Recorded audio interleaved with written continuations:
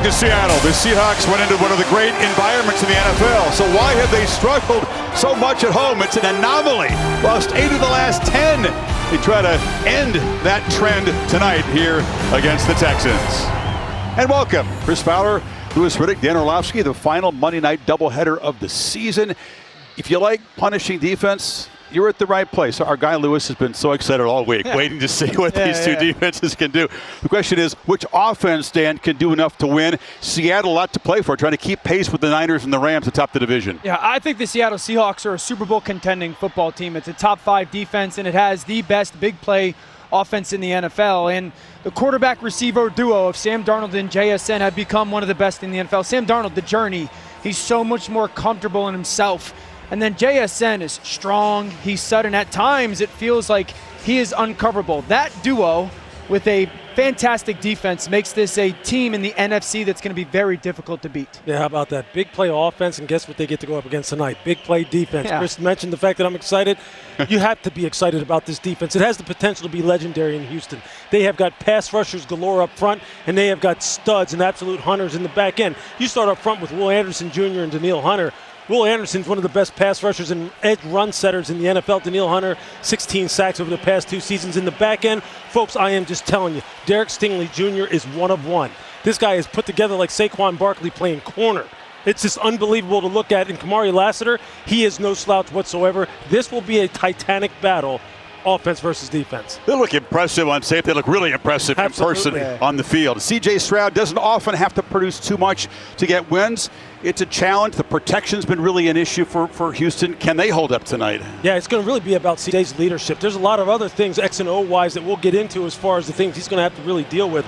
But primarily, it's about his leadership, keeping his cool as chaos inevitably breaks out around him, because it always does in NFL games, right, Dan? So for him, it's about breaking in the young wide receiver core, playing the game efficiently and on time, and making sure that they win the turnover battle. It feels like he and they in Houston are kind of searching for 2023 again. Lewis mentioned new pieces on the perimeter, an offensive line that they're patching together, and a second offense in 2 years. And so for him tonight, early downs, completions, and discipline will go a long way.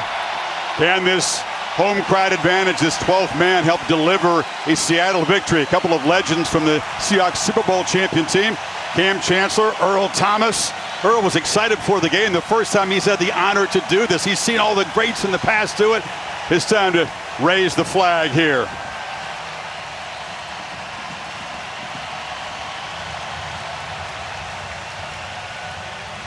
Mariners trying to hold a lead up in Toronto. Seahawks hoping to handle business here tonight.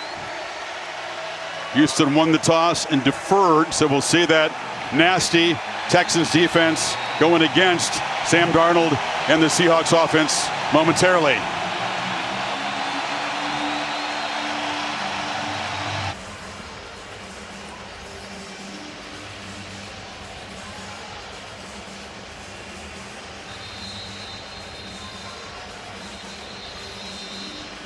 Deal start at home for Seattle. Yeah, they've just got so much diversity in this offense in terms of body types. They can play the power game. They can play a little bit of the finesse game. Sam Darnold just playing high level football, going up against one of the best defenses in the NFL in the Houston Texans. But as you can see, this is going to be a battle. This is going to be the Texans' most stern test so far this year. And the kickoff taken at the 3. Draymond Smith tightropes down the sidelines. Well, welcome to the back half of the doubleheader, the last one of the season. Chris, Lewis, and Dan. We talked about this being a defensive showcase, 2 nasty, aggressive defenses, and who can make enough plays to get the win.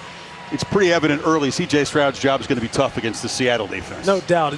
Look, they got to find out whether or not they have guys up front who can wind up protecting. Who are their go-to guys outside of Nico Collins in the passing game? And C.J. Stroud's going to have to be perfect in this football game. The defense can carry a heavy load, but they're going to need some help from this offense. And I think a big thing for C.J. is, yes, you want to play fast and get it out of your hands, but don't play so fast.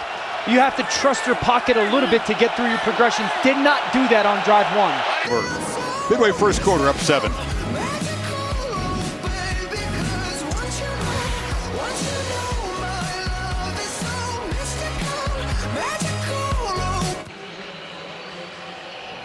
Sam Darnold in the spotlight as the number 3 overall pick.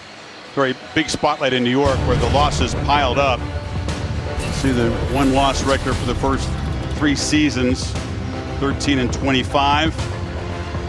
Then he gets traded to the Panthers, starts there, but the real turnaround, he says, when he went to San Francisco, he got to work with Clint Kubiak and learned a lot from Brock Purdy. A Pro Bowl season for the Vikings a year ago, and he's on another 4,000-yard passing pace so far this year at Seattle. Yeah, he credits his dad, just constantly when he was a kid telling him, just keep on improving. That got him through some of those really difficult times. The career stats improving, obviously, since 23. Improving in every category, 48 and 16 TDI-INT ratio since 23. Once he got into that kind of system, that Kyle Shanahan, Sean McVay type of system, he really has absolutely taken off. Kevin O'Connell, and it's interesting, I had a conversation with Jordan Palmer years ago, and he said once Sam gets into this kind of system, he is going to flourish, and you're seeing it happen before your eyes. Really. And let's go to Peter. Peter, what do you have? Well, that was one of the rare plays Sam Darnold wasn't under center. The truth is, he told us he finally feels like he's home. Sam Darnold, we know his journey. He's still just 28 years old, and Chris, you mentioned it, has a fiance, bought his first home, and now feels like he's finally on the team where he is the guy. Sam Darnold playing the best football of his career, and he feels completely content as he heads into the rest of this game. Well, Seahawks in charge, but some disappointment next door at the watch party. George Springer for the Blue Jays just belted a 3-run homer, and the Jays in Game 7 of the ALCS have their first lead of this deciding game, 4-3 in the top of the 8th. So a groan in here from some of those watching on their phones. Time, and it's good enough for a first down to Katie George. Well, Chris, C.J. Stroud has really come into his own this season, both naturally and out of necessity. Joe Mixon was considered this team's vocal and emotional leader. Stroud said in his absence, he's really had to step up, and he's using his voice more than ever. He said he's a pretty chill guy, but when he takes command of this team, it resonates, and boy, do they need that leadership from him if they want to cut into this deficit, guys, in this environment. It really has been a tale of basically 2 seasons, the first 3 games versus the last 2, and you see how much more comfortable CJ has become. Now, I know people will say, well, look, we'll look at the competition and keep it all in context, but the fact of the matter is he's starting to settle into a rhythm. He knows what his responsibility is in this offense, and quite honestly, he's going to have to put the ball up in the air to get this team back in the game. It's going to fall on his shoulders. It's a really compelling season in college football, and then the SEC in particular continues with the triple header. Ole Miss trying to bounce back from the loss at Georgia, taking on the Sooners at noon Eastern. Alabama and South Carolina is the sandwich game, and in prime time in Baton Rouge, undefeated, 3rd-ranked Texas A&M. Been a pretty good year for college football, hasn't it, Chris? Good fun, man. I mean, it's been incredible. Viewership way up, fan interest, parity has kind of creeped into college football in a way like we've never seen. About 10 teams in the SEC still in contention. Yeah, there you go. For championship game. It's wild. Walker is the back. And Seattle tries to build this lead, and really the Houston defense cannot let this momentum continue. They've got to come up with a stop here, give this offense a chance. Kamari Lassiter makes the play that time. It's been a great start for Seattle offensively tonight. We've talked about this run and run action marriage in this offense. Underneath, ball fake to the back, your tight end leaks down the sideline. Once again, underneath the center, great action. Look at the defense. Drive up to the line of scrimmage, you replace it with Cooper Kupp, and just down in the red zone, 1, 2, 3, 4, 5, ball out. This is so difficult. When a quarterback turns his back to you, it's just natural for you to want to follow him and kind of stay frozen. Quarterback turns his back, you got to get back, play things top down. You see the separation it causes between the 2nd and 3rd level. Miko Ryan's a strong connection to the Kubiak family. He was a player for the Texans, a rookie linebacker. Gary Kubiak, who's the head coach, has a pretty distinguished staff. Kyle Shanahan, Mike McDaniel, current DC. Robert Saleh was a defensive assistant coach in his 2nd year.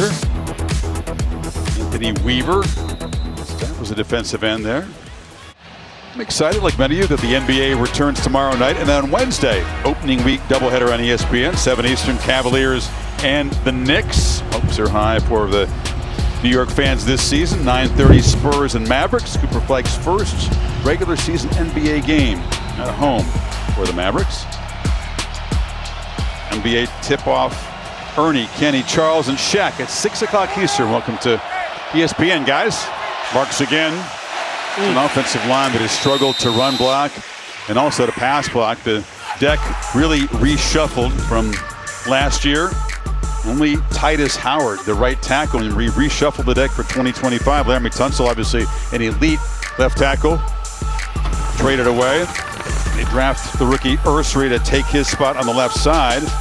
Jake Andrews steps in at center. These guys have played in a lot of different systems. You mentioned Ursary, so you're trying to connect these guys together to all be on the same page, see the run game, it steps together. It's a challenge. And he's run out of bounds.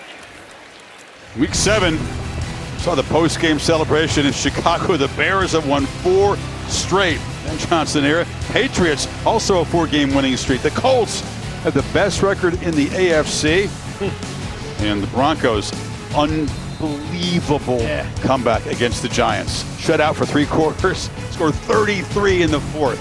That's an amazing feat on the part of the Denver Broncos. And how about some of these teams that you just didn't figure would have these kind of seasons so far, just out the gate so fast. 2 minutes of clock time away from the All-State halftime. Guys will have takeaways from this first half. Highlights of the 24-9 Detroit victory over the Buccaneers. Big evening for Jahmyr Gibbs, 136 yards rushing, solid for Goff, and it's a nice statement win for the Lions there. Yeah, especially a high-powered Tampa Bay offense, and Detroit was down again, I think, 4 or 5 starters in their secondary. To find a way at home to win that game, to rebound off of the loss to Kansas City, I think that's one of the clear best teams in the NFL. Indiana lead in a half that has been completely dominated by the Seahawks. Houston, just in the last couple plays, able to get over 100 yards total offense. They'll get the football to begin the second half. For Houston, it's a win to be down just 8. It's amazing it's a 1-score game. Amazing. Let's hear from Mike McDonald with Peter. Mike, last 2 offensive possessions, you don't put any points on the board. They get one here. What's the message as we go into the second half? Well, we got to take care of the ball. That's number 1. Stick to our plan. Let's be smart with the ball late in the down. That'll help us. At the beginning, in the opening drive, the forward progress rule, you were confused. You were talking to the official. Did you ever get an explanation as to what that call actually was? They said that they contacted him before he went into the end zone, and it was forward progress. That's what they told me. Okay, Mike, good luck in second half. Thanks, Peter. Peter, there's the play. Many felt it should have been ruled a safety. It wasn't. But, they did squander some opportunities to build the lead, and it's just 14-6 at the break. Let's hear from Scott Van Pelt, Jason Kelsey, and Ryan Clark. The All-State halftime report coming up next. Tonight's first half highlights are presented by Target. Welcome to Seattle, one of the great environments in the NFL. Stroud is backpedaling. He'll be dropped. Touchdown. These guys are absolute hammers. Darnold strikes to JSN. Elite, beautiful, tight window catch. Get everything you need to win game day at Target. First half for Seattle was in complete control, up 14, could have added to it. See the struggles early of C.J. Stroud. After that, much more efficient, couple of field goals. It's only an 8-point game. The interception belonged to Cooper Kupp, not to Darnold, but Seattle some missed opportunities, perhaps the knockout punch in that first half. Yeah, they had a chance to pull away and just were not able to capitalize on some opportunities. And then the self-inflicted wounds. You just, if you're a Seattle fan, you're hoping that doesn't come back to bite you because the Texans seem to be getting a little bit of rhythm. Yeah, the Texans are in it. That end of the half sequence was enormous. Yeah. The blocked field goal attempt, and then C.J. Stroud makes a beautiful throw and gives them a chance to get 3 on the board. Here's the thing. They're getting the ball to start the second half. They got to be better on first down. 10 snaps on first down right before that big play to Knoll. 1.9 yards per first down attempt. They got to do that better to give them a chance. Okay, taken by Smith. Let's go to Katie on the Texans sidelines. D'Amico, the blocked field goal leads to extra points. How pivotal were the final 13 seconds of the first half? Yeah, that was huge for us. Our team needed a big play. Guys stepped up. Autry made a big play. CJ and Jay Knoll, that's what we needed. We needed that spark to get us going, and we're here now. We got to go finish it. Thank you for the time. Thank you.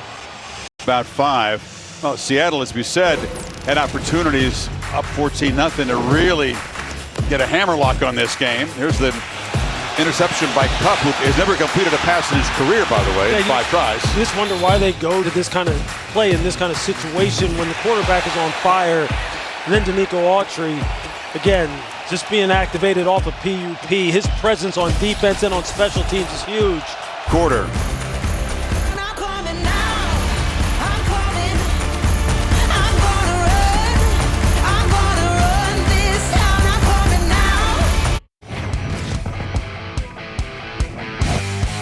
Smith-Njigba's open, and again Stroud drops it in all the way to the end zone. Stroud, touchdowns in his last 2 completions. Can he make it 3 in a row? Smith-Njigba, touchdown! Stroud launching for the end zone. Touchdown, Smith-Njigba! Are you kidding me? You know, they were collaborators. One of the great performances by an offense in the Rose Bowl history. Smith-Njigba, 15 for 347 and 3 touchdowns. CJ threw for a total of 6 and 573 yards. That's when Wilson and Olave opted out of the game against Utah. JSN just steps up. That was like the coming out party, right? Oh, yeah. He had not had a moment like that. It was the understudy. Yeah.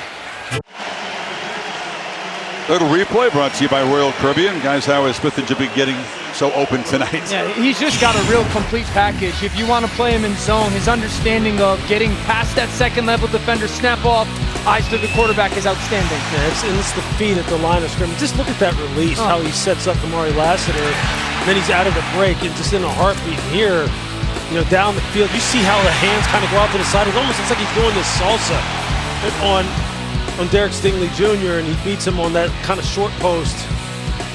I think they'd seen the tape, but I think both Ryans and Matt Burke thought that they would have more success covering him. They said, we see him making catches, but he's wide open so much of the time. We can close that down. Well, he's been open again tonight. Yeah, they haven't been physical enough with him at the point. Throw to Smith-Njigba, produces the 3 points, and back to an 8-point lead here in Seattle.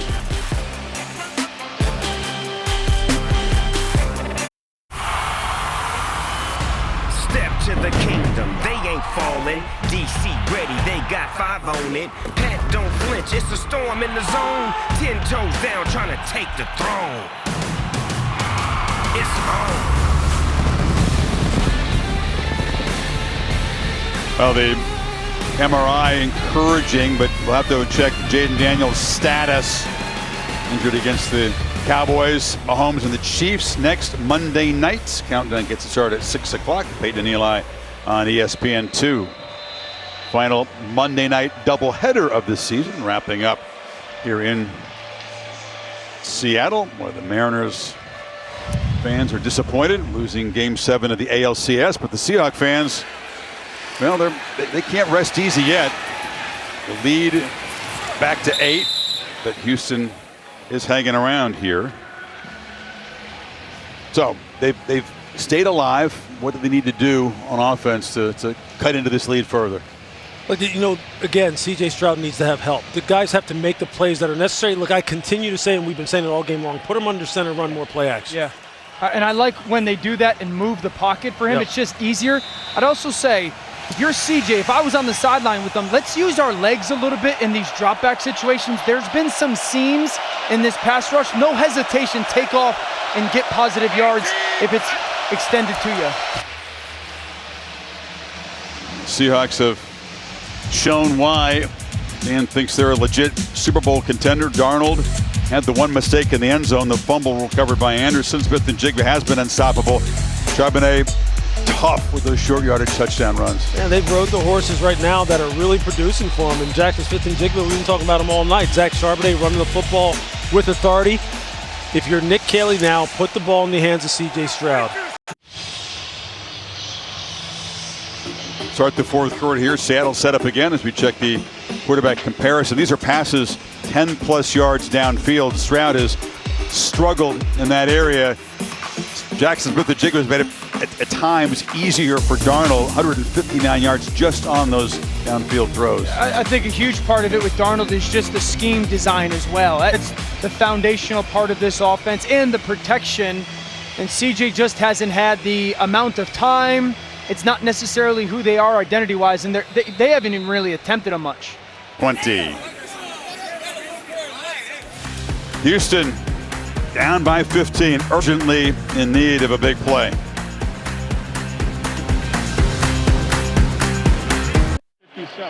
Is eligible.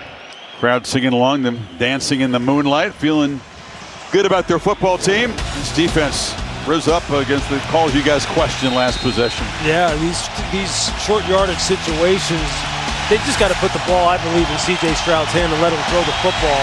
The problem is when they do put it in his hands, that's this nice coordinated defense between the design of the pressure, the leverage that the secondary players are playing.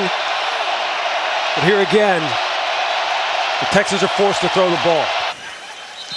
Okay, so you came in and you said Seattle may show tonight why you think they're a legit Super Bowl contender. They'll draw into a first-place tie if they can hold this lead with the 49ers and Rams in the NFC West. They've only kind of confirmed it to me. I'll start with their defense. I mean, they stop the run. They're physical at that point. They can cover. They're schematically creative. And then offensively, I just think they're very diverse. They run the football, the tight end package. They got, I mean, what receivers playing better than JSN? And there's a league right now that's got receivers playing out of their minds. Yeah, their defense is good enough to win with, for sure, obviously.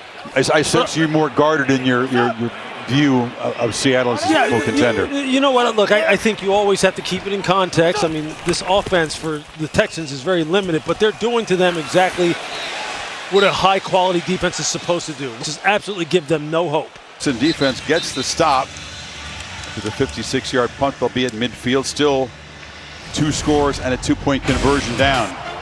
Again, you just got to give it to Seattle defense. And Mike McDonald has these guys just playing in unison, front and coverage all night long. They're just a tremendous play by safety Ty Okada. And then they're just not able to separate one-on-one against this secondary on that 4th down throw. There's going to be a lot of calls, I think, when Houston's offensive staff goes back and looks at it, that they're going to want back in this football game, because we talked about it early on. The defense has to get them more cracks at it and turn the football over. They've done their job.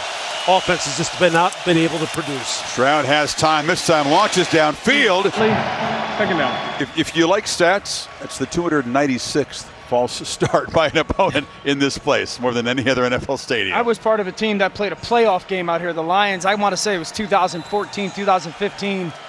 This place, I mean, 10-point swing. It's that meaningful of a home crowd and the noise. We taped our ears. You can't even hear yourself think at times. The place is so loud. They just put the set up on the scoreboard. It's officially 297. They must be listening to you, fella.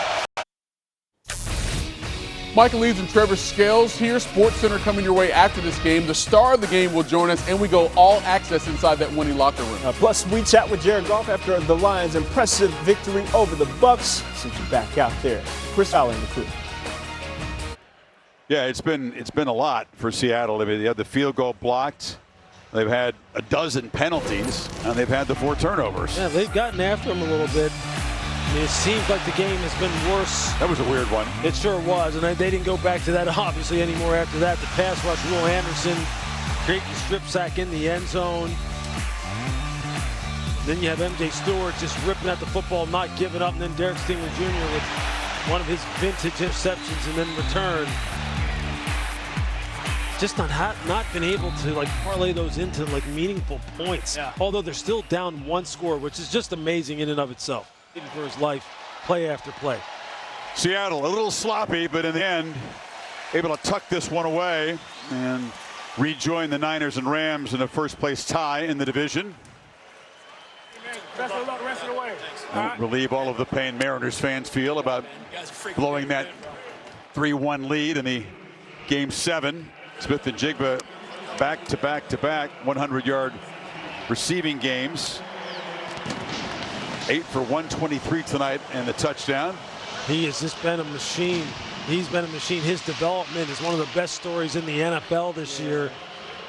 Rounding out his entire game to develop into a true number 1. Team with the best all-time winning percentage of Monday Night Football increases it. And Sam Darnold in his first year with the Seahawks is with Peter. Sam, this game was up and down. Did you guys find a way? What is your big takeaway from this victory? Yeah, I mean, we got to watch the film.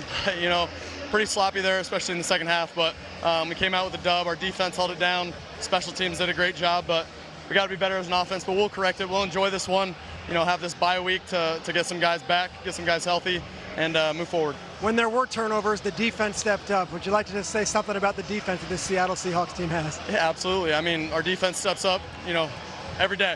Every day they come into the building with the mindset to dominate, and you know, they did that, and you know, super proud of those guys. Tied for first with the Rams and the 49ers. Good luck the rest of the way. Thanks, Peter. All right, Chris, back to you.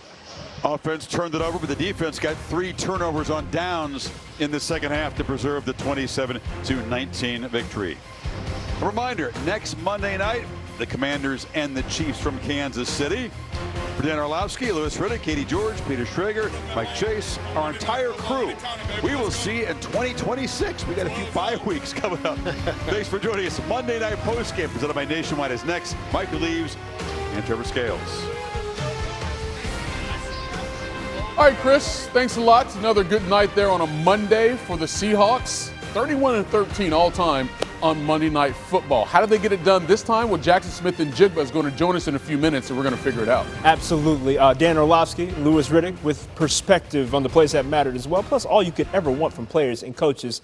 Sports Center, I promise you, we'll be right back in about 90 seconds or so. 90? ESPN thanks you for watching this presentation of the National Football League.